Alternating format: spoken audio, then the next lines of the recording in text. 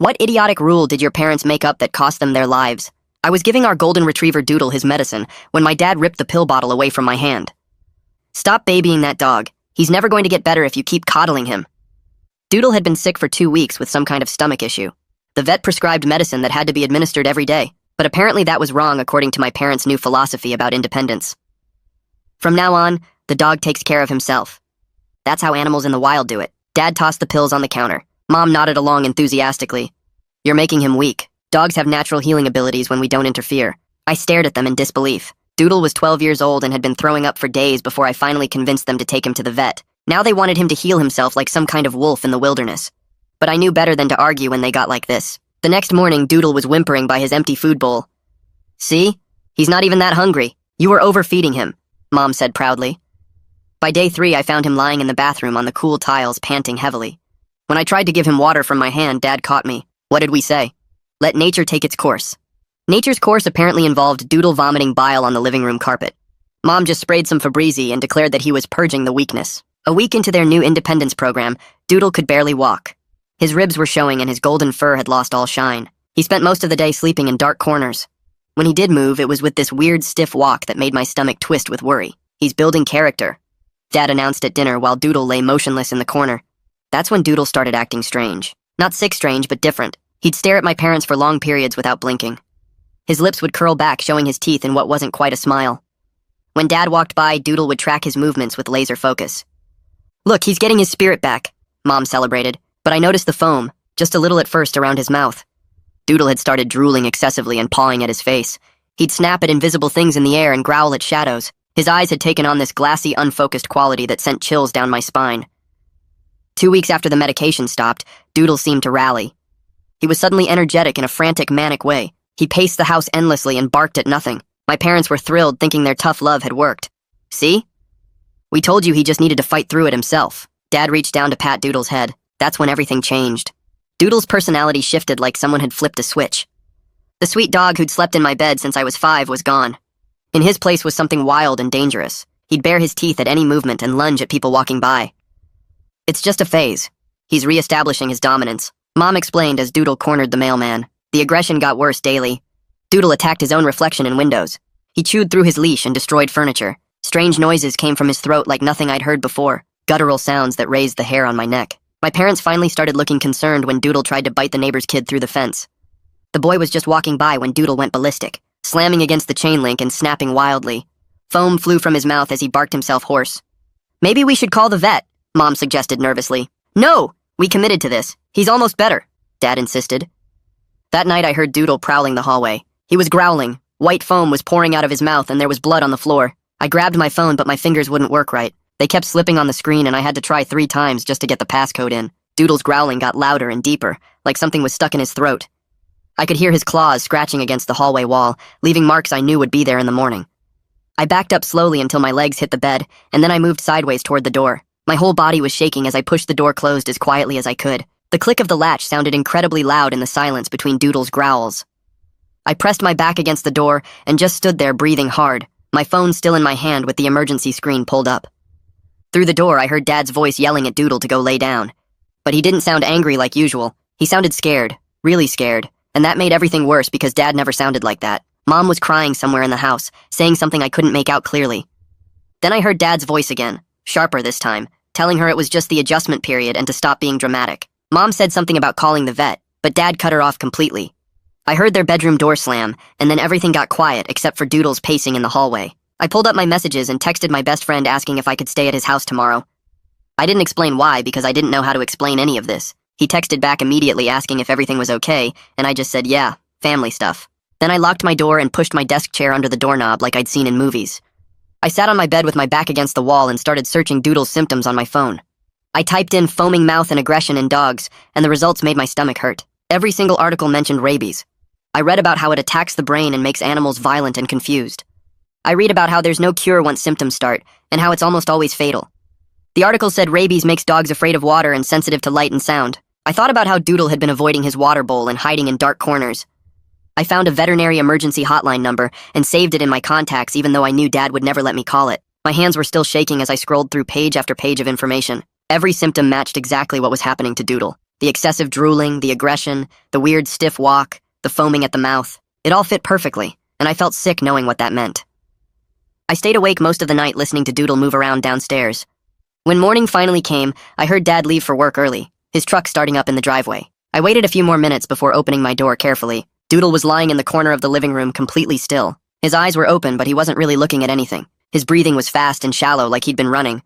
I walked past him slowly, keeping as much distance as possible, and found Mom in the kitchen. She was making coffee, but her hands were shaking so bad the spoon kept hitting the sides of the mug. I showed her my phone with all the articles about rabies pulled up. She glanced at the screen and then looked away fast, like she couldn't stand to see it. She said Dad would be furious if we went behind his back to the vet. I told her Doodle was dying and she knew it. She just shook her head and said Dad promised it was almost over, that Doodle was getting better. I could see in her eyes that she didn't believe that at all. She was terrified, but she was more scared of Dad's reaction than of what was happening to Doodle. At the school, I couldn't focus on anything. I kept checking my phone every few minutes to see if Mom had texted. During lunch, I walked straight to the counselor's office without even thinking about it. The secretary said I needed an appointment, but then Buchanan came out of her office. She took one look at my face and told the secretary it was fine. She pulled me into her private office and closed the door. I told her everything about Doodle and how my parents stopped his medicine and how he was showing rabies symptoms now. I told her about the foaming and the aggression and how I was scared to sleep in my own house. She listened to everything without interrupting once, just nodding and taking notes. When I finished, she explained that animal welfare situations can involve child protective services if the home becomes dangerous. She asked me really specific questions about whether I felt safe sleeping there and if Doodle could get into my room. I admitted I'd been pushing my desk against the door at night and sleeping with my baseball bat next to the bed just in case. Her face got serious when I said that. She wrote something down on her notepad and then looked up at me. She made me promise to call her personal cell phone if anything got worse tonight. Then she explained mandated reporting laws and said she had to document our conversation in case authorities got involved later. Part of me felt relieved that an adult finally believed me and was taking this seriously. But another part of me was scared about what would happen when my parents found out I'd talked to someone. She gave me her card with her cell number written on the back in pen. When I got home, Doodle was pacing the living room in that stiff, weird way with his head hanging down low. Dad was sitting on the couch just watching him with this stubborn look on his face, like he was determined to prove everyone wrong no matter what happened. Mom was in the kitchen cooking 3 different meals at the same time, even though it was only 4 in the afternoon and nobody was hungry. The house smelled like garlic and onions and something burning. I went straight to my room and did my homework with my door closed. That night, I woke up to Doodle snarling downstairs. It sounded different from before, more vicious and desperate. I heard Mom screaming and then the bathroom door slamming. Doodle was attacking the bathroom door where Mom had locked herself inside. Dad was yelling at him to stop, but I didn't hear him doing anything to actually restrain Doodle. I grabbed my phone and started recording, capturing the sounds of Doodle's snarling and the door splintering under his weight. I could hear Mom crying through the door and Dad yelling useless commands. The recording went on for almost 3 minutes before Doodle finally stopped and went quiet. I saved the video and sent it to myself in 3 different places so my parents couldn't delete it. The next morning, I woke up before my alarm went off and waited in bed until I heard Dad's shower running upstairs. I crept down to the kitchen as quietly as possible and started opening cabinets one by one, looking for where he'd hidden Doodle's medication bottles. I found them shoved behind the cereal boxes on the top shelf where I could barely reach them. My hands shook as I pulled out my phone and photographed every label, making sure to capture the dosage instructions and the big red warning sticker that said complete entire course of treatment. There were 3 different bottles and I took multiple photos of each one from different angles, so you could read everything clearly. Then I opened my email app and sent all the photos to myself with the subject line evidence, in case my parents tried to go through my phone later and delete them. I could hear the shower turn off upstairs, so I shoved the bottles back behind the cereal and ran back to my room just as Dad's footsteps creaked across the hallway above me. At the school, I went straight to Liesel's office during my free period before first class even started. She was drinking coffee at her desk when I knocked, and she waved me in immediately. I pulled up the videos from last night on my phone and showed her Doodle snarling and attacking the bathroom door with Mom screaming inside. Her face went completely white as she watched, and her coffee mug froze halfway to her mouth. Then I showed her the photos of the medication bottles with all the warnings about finishing the treatment. She set her mug down carefully and picked up her desk phone without saying anything to me first. She dialed a number from memory and asked for Dr. Wolf, then explained who she was and that she had a student with serious concerns about a sick dog. Dr. Wolf must have agreed to talk because Liesel handed me the phone and nodded for me to explain everything. I described Doodle's symptoms in as much detail as I could remember, including the foaming and aggression and the weird, stiff way he walked now. Dr. Wolf asked me to hold on a second, and I heard her typing something into a computer. When she came back on the line, her voice sounded really serious, and she asked me specific questions about whether Doodle had actually bitten anyone, or if there had been any contact with his saliva on broken skin. I told her about how he almost bit the mailman, and how he went crazy at the neighbor's kid through the fence. She was typing the whole time I talked, and I could hear the keyboard clicking rapidly in the background. She asked me the neighbor's name, and I told her it was Jeffrey Hudson, and his son was maybe 7 or 8 years old. Then Dr. Wolf explained that she was required by law to report suspected rabies cases to animal control within 24 hours, and that once she filed the report, they would need to quarantine Doodle for observation. She said my parents could face serious legal trouble for refusing to give him his medication and letting him get this sick. I felt this weird mix of relief and terror, knowing that adults were finally going to do something, but also knowing my parents would blame me for everything. After I hung up with Dr. Wolf, I gave the phone back to Liesel, and she asked if I felt safe going home that afternoon. I told her honestly that I didn't know anymore. She wrote something in her notes and said we should meet again tomorrow to check in. During lunch period, I went to the school library instead of the cafeteria and logged onto one of the public computers. I searched for county animal control procedures and rabies protocols and spent 40 minutes reading through official documents and health department websites. I learned that once a rabies report gets filed, the animal control officers can get a warrant to take the animal if the owners refuse to cooperate. There were specific laws about dangerous animals and public health emergencies. I found the relevant county codes and sent them to the library printer, then folded the papers carefully and tucked them into my backpack. My stomach felt tight and anxious, like I was preparing for some kind of battle I didn't know how to fight. When I got home that afternoon, there was a white notice taped to our front door with official-looking letterhead at the top. I only got to read the first few lines before Dad's truck pulled into the driveway behind me. He jumped out and ripped the notice down before I could finish reading it. He crumpled it in his fist and muttered something about nosy neighbors who couldn't mind their own business. Mom opened the front door and asked what the paper said, but Dad just pushed past her into the house without answering. I heard him stomping down to his workshop in the garage and slamming the door. Mom looked at me with this helpless expression and went back inside. I waited on the porch for a few minutes until I heard the power tools start up in the garage. Then I went inside and found the crumpled notice in the trash can where Dad had thrown it. I smoothed it out carefully on the kitchen counter and took photos with my phone. The notice was from the County Animal Control Office, and it listed an officer named Barnaby Capps as the person investigating our case. There was a case number and a phone number and a deadline for my parents to respond by tomorrow afternoon. The notice said something about mandatory quarantine protocols for animals showing signs of aggression and warned that failure to comply would result in legal action. I took 3 photos to make sure I got everything, then threw the paper back in the trash exactly how I found it. That evening, I told my parents I needed to go to the library to work on a school project. Dad barely looked up from his dinner and Mom just nodded. I rode my bike to the public library and used one of their computers to create a new email account that wasn't connected to my name. Then I logged into that account and wrote an email to the address listed on the animal control notice. I attached all the videos of Doodle's aggression and the photos of the medication bottles. I explained that my parents had stopped giving our dog his prescribed medicine and that he was now showing what looked like rabies symptoms. I wrote that Dr. Wolf was our vet and could confirm everything, and I included the exact dates when the medication was stopped. My hands were sweating, so badly I had to wipe them on my jeans twice while typing. When I hit send, I felt this rush of fear and relief all mixed together. I deleted my browser history and logged out of the email account and rode home in the dark. The next day at the school, I was exhausted from barely sleeping. During third period, my backpack fell off my desk and everything spilled out, including the printed county codes about animal control procedures. Dad must have gone through my stuff that morning because when I got home, he was waiting in the living room holding those papers. He started yelling before I even got my shoes off, asking what I thought I was doing researching rabies and printing out laws about dangerous animals. His face was red and he kept saying I was betraying the family and trying to get him in trouble with the authorities. He asked if I was the one who contacted animal control, and I didn't answer, which made him even angrier. He grabbed my laptop off the coffee table and took my phone right out of my hand. He said I'd lost the privilege of privacy until I could be trusted to be loyal to my own family. Mom was standing in the kitchen doorway watching, but she didn't say anything to stop him. Without my phone, I felt completely cut off from everyone, like I was trapped in the house with no way to call for help. I found an old notebook in my desk drawer and started writing everything down, including times and dates and exactly what my parents said about Doodle. I hid the notebook under my mattress where I didn't think they'd look. The next day at the school, I borrowed my friend Martin's phone during lunch and texted Liesel that my parents had taken my devices. She texted back immediately asking if I was safe, and I said yes for now. That evening, while I was doing homework in my room, I heard the house phone ring downstairs. Dad answered it, and I could tell from his tone that something was wrong. I crept to the top of the stairs and listened to him talking to someone about me and school and family stress. It was Liesel calling to request a meeting about my emotional state. I could hear Dad getting defensive, saying I was being dramatic and that they were handling a difficult situation with their sick dog. He tried to refuse the meeting, but Liesel must have insisted because Dad's voice got tighter, and he said fine, they would figure out a time. When he hung up, he looked up and saw me on the stairs.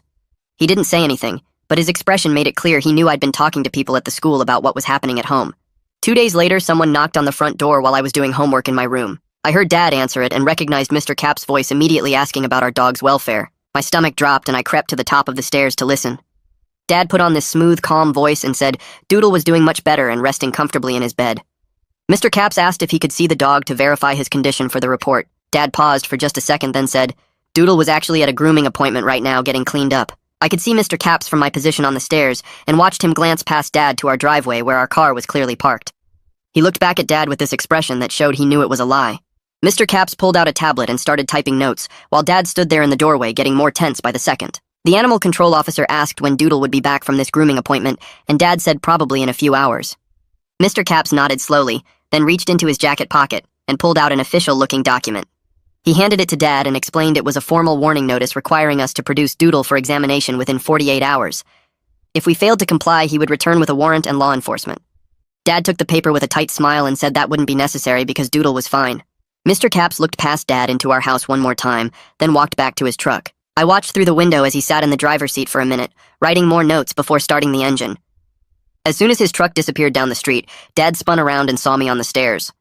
His face turned red and he started yelling about betrayal and loyalty. He came up the steps fast asking if I was the one who called animal control on my own family. His voice was shaking with anger, and he kept saying I was trying to get him arrested and ruin everything. I didn't answer, which seemed to make him even more mad. He grabbed my phone off my desk and took my laptop too, saying I'd lost the right to privacy. Mom stood in the hallway watching but didn't say anything to stop him. After Dad went back downstairs, Mom waited a few minutes, then came to my room. She closed the door quietly and whispered that she was scared Doodle was going to hurt someone. Her hands were shaking, and she admitted she'd looked up rabies symptoms on her phone, and everything matched what was happening to Doodle. But she was afraid of what would happen to our family if Dad got arrested for animal cruelty. I told her that was better than someone dying because we did nothing. She looked at me with tears in her eyes and said she knew I was right, but she didn't know how to stop Dad when he got like this. That night I was in bed when I heard a loud crash from downstairs. Then another crash and the sound of metal hitting the floor. I opened my door and heard Doodle making these awful snarling noises mixed with the sound of garbage being torn apart. I ran down the stairs and found Doodle in the kitchen surrounded by trash he'd pulled from the can. The baby gate Dad had set up was broken in 2 pieces on the floor. White foam dripped from Doodle's mouth as he ripped through old food containers and paper. Dad came running from the living room and tried to grab Doodle's collar to pull him away from the mess. Doodle whipped his head around and snapped at Dad's hand. His teeth came so close I saw Dad jerk his arm back just in time. Dad stumbled backward and I saw something I'd never seen before. Pure fear in his eyes. He held his hand against his chest even though Doodle hadn't actually bitten him and his whole body was shaking. He told Mom to get the leash, but his voice came out weak and scared instead of commanding like usual. Mom was frantically searching the coat closet, but couldn't find the leash fast enough. Doodle finished with the trash and turned toward Dad. He started walking forward slowly with his teeth showing and his head lowered. That horrible guttural sound came from deep in his throat. Dad kept backing up until he hit the wall and had nowhere else to go. Mom was crying now, saying she couldn't find the leash anywhere. I looked around desperately and grabbed the broom from beside the refrigerator. I held it horizontally and used the handle to gently push against Doodle's chest, trying to guide him away from Dad. I talked to him in the calmest voice I could manage, even though my heart was racing. For just a second, his eyes seemed to clear and focus on my face. His tail did this tiny wag like he remembered me. But then his expression went blank again, and that glassy, unfocused look came back. I kept pushing steadily with the broom handle and talking in a soothing voice. Somehow I managed to guide him backward through the kitchen toward the laundry room. Dad ran ahead and threw the door open. As soon as Doodle crossed the threshold, Dad slammed it shut. Immediately, we heard Doodle throw himself against the door from the inside. The whole frame shook with each impact, and we could hear his claws scraping against the wood. Dad dragged a kitchen chair over and wedged it under the doorknob at an angle. Mom was sobbing, saying we needed to call someone right now before Doodle hurt himself or broke through the door. Dad stood there staring at the shaking door with his face completely gray. He finally nodded and reached for his phone. But instead of calling Dr. Wolf or animal control, he dialed his brother who works as a lawyer. I could only hear Dad's side of the conversation, but he was asking questions about liability and what happens legally if a sick dog bites someone. He kept saying things like what if and how much trouble. His brother must have said something scary because Dad's face went even paler, and he sat down hard on one of the kitchen chairs. After he hung up, Dad announced that we were keeping Doodle locked in the laundry room until he calmed down naturally. Mom and I both started protesting at the same time, but Dad cut us off. He said calling the authorities would only make everything worse and we just needed to wait it out. I realized right then that he was more worried about getting in legal trouble than he was about anyone's actual safety. Mom tried arguing that Doodle needed help, but Dad refused to listen. He went to bed early saying he had a headache from all the stress. Mom followed him upstairs after giving me this helpless look. I waited in my room until I heard both of them snoring. Then I snuck downstairs as quietly as possible and went out to the garage. Dad had left his phone on the charger by his workbench. I unplugged it and pulled up his recent calls to find Mr. Cap's number. My hands were shaking so badly I almost dropped the phone twice. I called the emergency number listed on the animal control card, and Mr. Cap's answered on the second ring. I whispered everything about Doodle being locked in our laundry room and showing severe rabies symptoms. I told him about the foam and the aggression, and how Doodle had almost bitten Dad. Mr. Capps listened without interrupting, then said he would coordinate with the sheriff's department and Dr. Wolf to execute the warrant first thing in the morning. He told me to stay safe and keep my door locked tonight. I deleted the call from Dad's phone and put it back exactly where I found it, then went back to my room. I lay in bed staring at the ceiling with my phone clutched in my hand, just in case Barnaby called back. Every sound from downstairs made my stomach clench. Around midnight, I heard Doodle start snarling again, followed by the scraping of his claws against the laundry room door. The wood was probably getting shredded, but that was the least of our problems right now. I must have dozed off at some point because I jerked awake to silence, which felt way worse than the noise. My clock said 3:14 a.m., and the house was completely quiet, except for the hum of the refrigerator downstairs. I got out of bed and crept down the hallway in my socks, trying not to wake my parents. When I reached the laundry room door, I pressed my ear against it and held my breath. For a few seconds, I heard nothing, and panic shot through me, thinking maybe Doodle had died in there. Then I caught the sound of his breathing, heavy and labored like each breath took effort. I stayed there listening for probably 5 minutes before going back to my room. Sleep was impossible after that, so I just sat on my bed watching the sky slowly get lighter through my window. When my alarm went off at 7, I was already dressed and had been for an hour. I heard Dad moving around downstairs and my whole body tensed up knowing what was about to happen. I waited in my room until I heard him in the kitchen making coffee. Then I forced myself to go down and face whatever was coming. Dad was standing by the counter staring at his phone with this weird expression on his face. He looked up when I walked in, and I could see in his eyes that he knew. He held up the phone showing the call log with Barnaby's number right there at 11:47 p.m. For a long moment, neither of us said anything. I expected him to yell or throw something, but instead he just looked at me with this mix of anger and defeat that was somehow worse than rage. He set the phone down carefully and walked past me without a word. His shoulders slumped like someone had knocked all the fight out of him. Mom came downstairs a few minutes later and I told her what I'd done. She didn't seem surprised, just nodded slowly and started making breakfast that nobody would eat. At exactly 9 o'clock, there was a firm knock on the front door that made all three of us jump. Through the window, I could see Barnaby standing on our porch next to a woman in scrubs who had to be Dr. Wolf. Behind them was a sheriff's deputy in full uniform with his hand resting on his belt. Dad's hands clenched into fists at his sides, but he walked to the door and opened it. His jaw was so tight I could see the muscles working. Barnaby held up an official-looking document with the county seal at the top. He explained in this calm, professional voice that they had a warrant to seize and quarantine Doodle for rabies observation. Dr. Wolf stepped forward and started talking about public health emergencies and legal requirements for suspected rabies cases. Her voice was gentle but firm, like she'd done this before, and knew exactly how to handle resistant owners. The deputy's name tag said Hudson, and he didn't say anything, but his presence made it clear this wasn't optional. Dad started arguing about property rights and how the government couldn't just come take his dog. His voice was getting louder, and I could see his face turning red. Deputy Hudson cut him off in a tone that left no room for discussion. He explained very clearly that refusing to comply would result in Dad's immediate arrest for obstruction and child endangerment charges. Mom grabbed Dad's arm and said quietly to just let them take Doodle. Her voice was shaking, but she kept her hand on Dad's arm until he stopped talking. I showed them through the house to the laundry room, my legs feeling weird and disconnected like they belonged to someone else. Barnaby pulled out this long pole with a loop on the end from his truck. He positioned himself to the side of the door and nodded at Deputy Hudson, who stood ready with his hand near his gun. When they opened the door, Doodle came flying out so fast it was just a blur of golden fur and foam. He was snapping at the air and making these horrible sounds that didn't sound like any dog I'd ever heard. But Barnaby got the loop around his neck in one smooth motion and kept the pole extended so Doodle couldn't reach him. Doodle thrashed and twisted, his eyes wild and unfocused. Watching them walk him out to the animal control van parked in our driveway was one of the hardest things I've ever done. He was fighting the whole way, snarling and trying to bite the pole.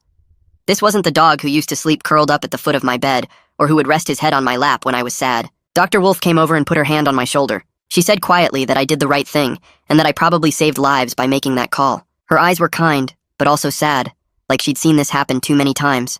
After they loaded Doodle into the van and drove away, the house felt empty in this awful way. Dad sat down on the couch and put his head in his hands. Mom was crying at the kitchen table but not making any sound, just tears running down her face. We all just sat there in different rooms, not talking for what felt like forever.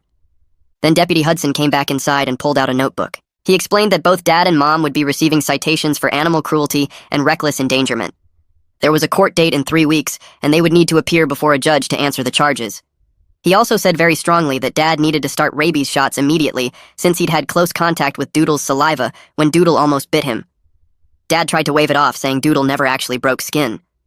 Deputy Hudson's expression got even more serious, and he explained that it wasn't optional if there had been any potential exposure. He pulled out paperwork from the county health department with instructions on where to get the treatment. He warned that refusing could result in additional charges if Dad got sick and exposed other people. Mom spoke up right away, saying she would get the shots too, just to be safe. Her voice was steady for the first time all morning, like she'd finally found something she could control in this whole mess. Over the next 2 days, I stayed at my friend's house while things settled down at home. His parents didn't ask too many questions, just set up the guest room and told me I could stay as long as I needed. Liesel called my friend's cell phone twice a day to check on me. She walked me through what happened step by step, helping me understand that I made the right choice even though it felt awful. She said I showed real courage protecting my family and the community when my parents couldn't see the danger. Her voice was calm and steady each time we talked, like an anchor keeping me from drifting too far into guilt. I spent most of those 2 days playing video games with my friend and trying not to think about Doodle or what was happening at home. But my mind kept replaying the image of him thrashing in that catchpole, foam flying from his mouth as they loaded him into the van. On the third day, Dr. Wolf called the house asking to speak with me.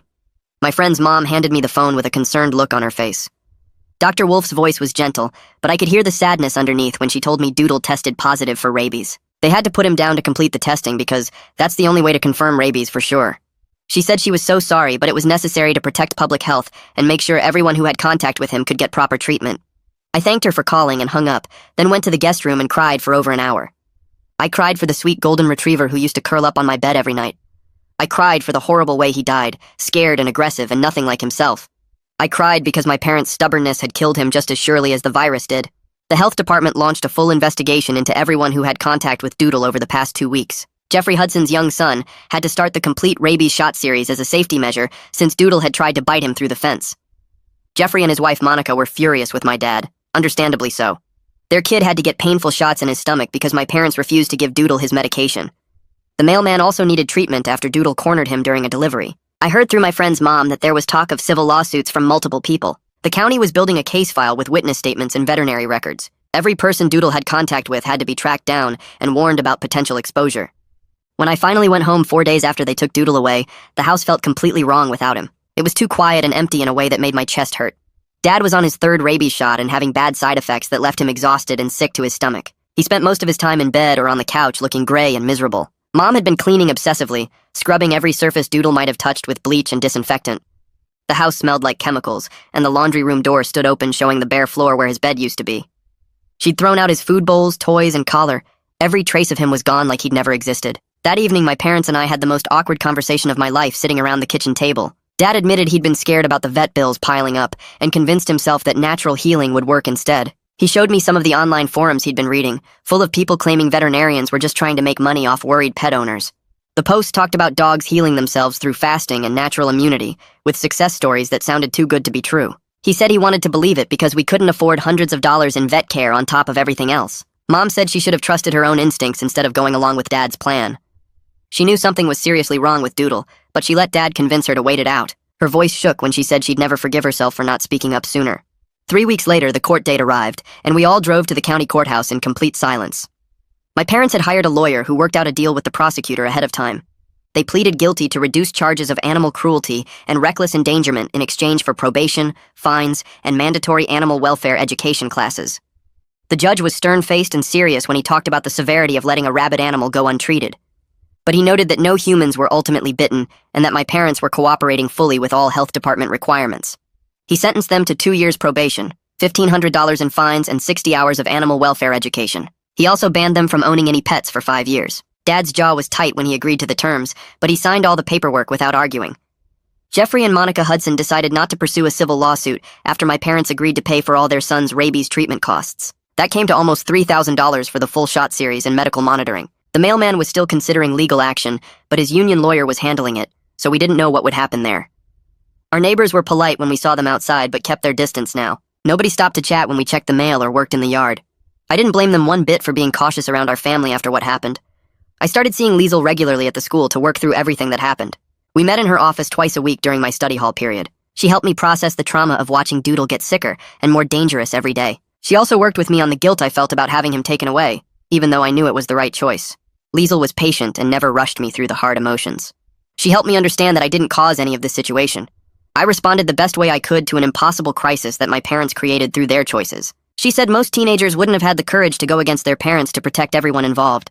Dad completed his animal welfare classes 2 months after the court date and came home with a completely different attitude about pet care. He showed me the educational materials about recognizing serious illness in animals and the critical importance of veterinary medicine. The classes covered rabies specifically, with photos and case studies that were hard to look at. He learned about the progression of symptoms and how quickly the virus attacks the nervous system once it takes hold. One evening, he sat down with me and actually apologized for putting his pride and his wallet ahead of Doodle's life and my safety. He said he'd been so focused on proving he was right that he couldn't see what was really happening until it was too late.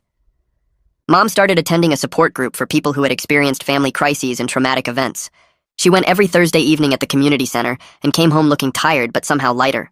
She was working on setting boundaries with Dad and speaking up when she disagreed, instead of just going along with whatever he decided.